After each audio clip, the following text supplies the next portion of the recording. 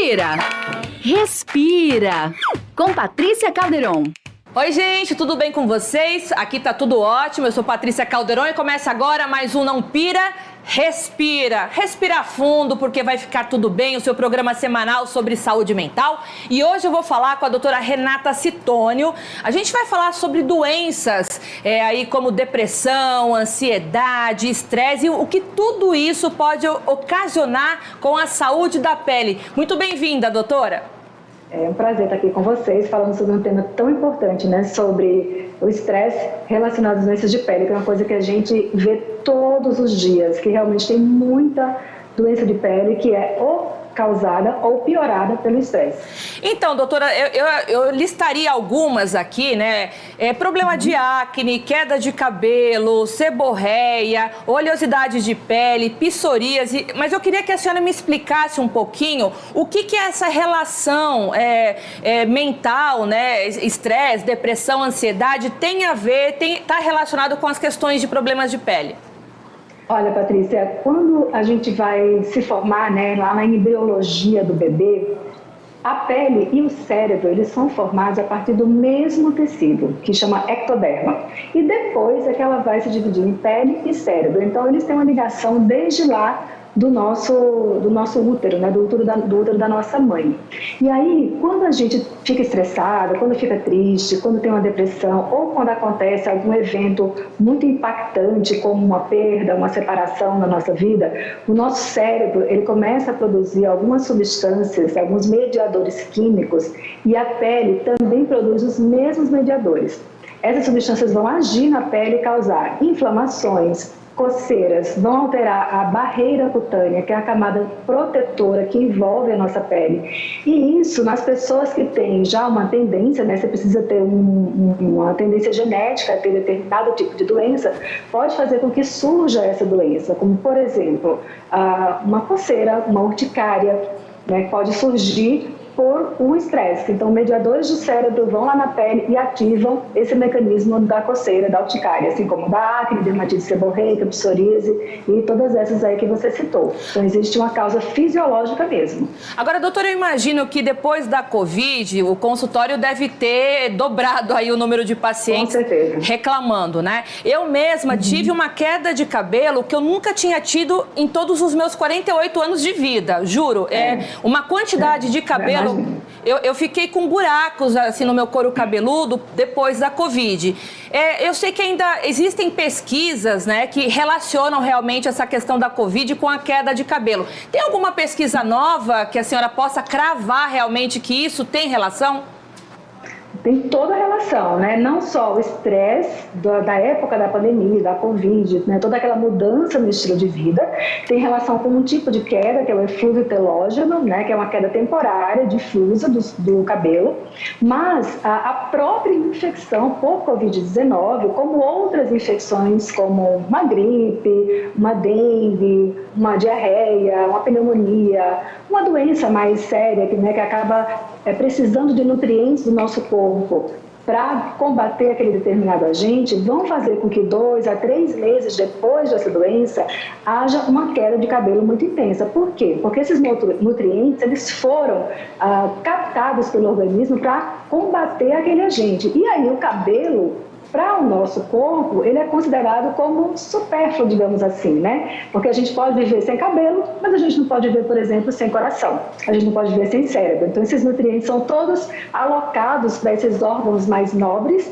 e o cabelo vai ficar fraco e depois de 2 a 3 meses da infecção, ele vai cair. Isso já é conhecido por vários tipos de infecções, né? Vários tipos de doenças. Só que na Covid, a diferença é que ele vem um pouco mais cedo, né? Ele vem aí depois de 1 mês, 2 meses, depois da infecção por Covid. Então, isso foi muito frequente depois da pandemia, depois das Covids. A gente teve um aumento muito intenso de queda de cabelo, como você falou, realmente como a pessoa nunca tinha tido na vida, né? De ficar com o cabelo muito ralo, com falhas no couro cabeludo, mas que vão recuperar depois, né? Dependendo de alimentação, estilo de vida, né? E também de tentar reduzir um pouquinho esse nível de estresse, que é muito difícil, a gente sabe, Mas a gente tem que tentar algumas alternativas para que esse nível de estresse seja reduzido, que ajuda também na recuperação do cabelo. Agora, doutora, é interessante, né? Eu queria ainda continuar nesse tema do cabelo, porque também houve uma coincidência no meu caso, que eu entrei na menopausa junto com Covid, junto com estresse, junto com ansiedade. E eu realmente, a natureza do meu cabelo não é dessa, tão rala e tão fininho, eu tenho mais cabelo, né? Só que eu queria entender se essas questões hormonais também contribuem para que a gente modifique, principalmente nós mulheres, tenhamos essa modificação hormonal e o primeiro afetado é o cabelo, é isso mesmo?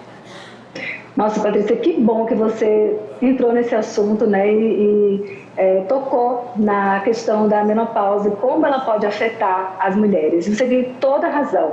Afeta muito o cabelo, a gente tem uma redução do diâmetro do fio, então o cabelo vai afinar no processo tanto de envelhecimento, né, quanto da própria menopausa. Nós somos mulheres seres hormonais e a menopausa, o que é? Quando a gente começa a diminuir a quantidade de estrogênio no nosso corpo, né? Então você vai ter sim repercussões nos folículos do cabelo, vai diminuir a espessura do fio e a gente vai ter sim uma redução tanto do volume quanto do espessamento desses fios. Então a menopausa, ela acontece 12 meses depois da última menstruação, aí você pode decretar, né, que a mulher está na menopausa, mas até 8 anos antes, a mulher já pode começar a sentir alguns sintomas de menopausa, e entre eles, a mudança dos cabelos, né? Então isso é uma coisa muito frequente e eu acho que existe pouca informação sobre isso. Eu fico muito feliz de você ter entrado nesse assunto. Mas eu tenho uma amiga que ela desenvolveu a tricotolotomia,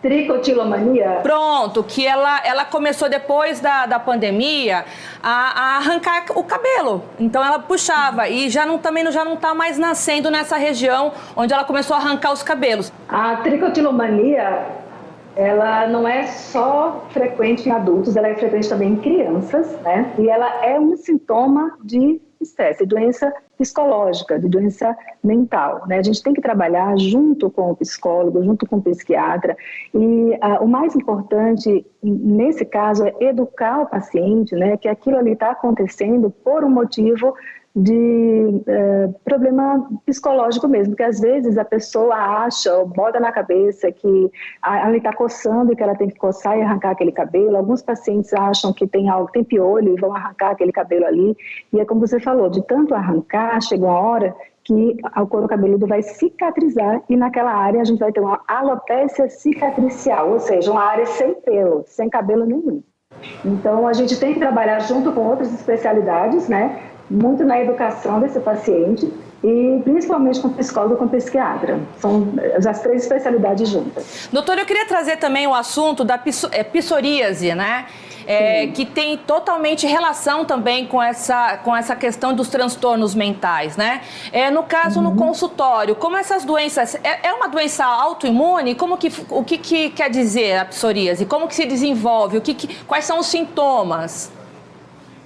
A psoríase, ela é uma doença genética, né? Para você desenvolver psoríase, você tem que ter o gene que vai determinar que apareçam lesões na pele, que são placas vermelhas que descamam, né? É uma escama prateada, muito comum nos joelhos, nos cotovelos, no couro cabeludo, principalmente na nuca e aqui na implantação da frente dos cabelos, né? Então, é uma doença não contagiosa, isso é muito importante a gente falar, que psoríase não pega. Para você ter psoríase, você tem que ter o gene da psoríase. E é uma das doenças dermatológicas mais relacionadas ao estresse.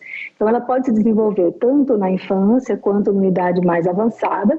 E aí, às vezes, ela se desenvolve, digamos, aí aos 50 anos, a pessoa, mas eu nunca tive isso.